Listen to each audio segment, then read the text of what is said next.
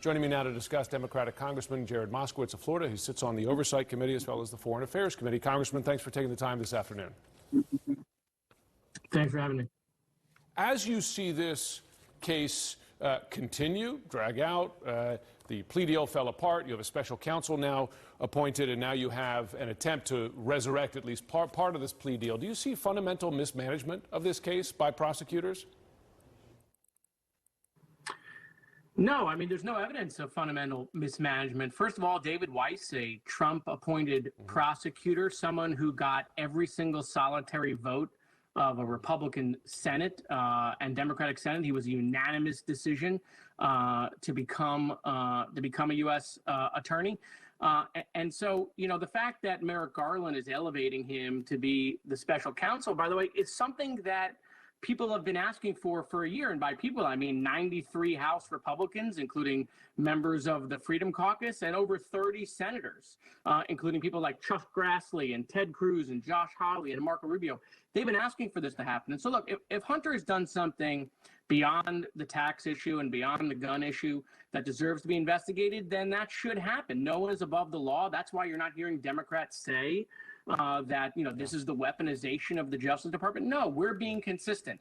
When we say no one's above the law when it comes to Donald Trump, we mean it even if it's one of our own. Fair point. Let me ask you this about the administration's handling of this.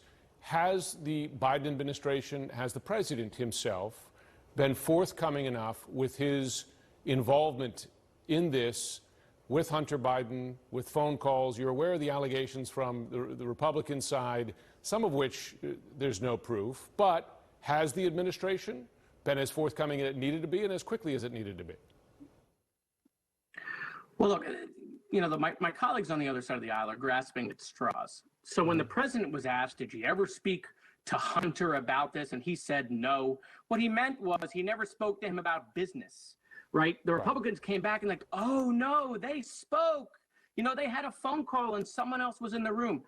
But even the Republicans' own witness, Devin Archer, who they've elevated, he said they never talked about business. This is Hunter Biden's business partner, said that when Joe Biden was on the phone talking to his son, they never talked about business. And in fact, Devin Archer, again, the Republican witness that they elevated, that somehow he was the smoking gun, he said the stuff in the 1023 form, which is that FBI form that's 7 years old, that said Joe Biden was involved, he said the stuff in there is not accurate. And so, look, that's why they never say Joe Biden. They say the Biden crime family, or they say the Bidens. They're trying to impute whatever is going on with Hunter onto Joe. And so, you know, listen, this is something that's been playing out, obviously, in the halls of Congress. It's something that's playing out in the media. But if this was an evidence-based trial, this would have stopped on day one when it comes to Joe Biden, because he's just not involved. But by the way, that's not going to stop the other side. They will impeach the president.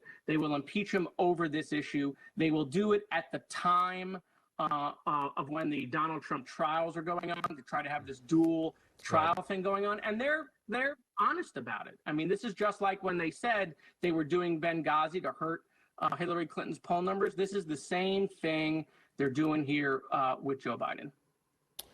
Congressman Moskowitz, thanks so much for joining. Thank you. Appreciate it.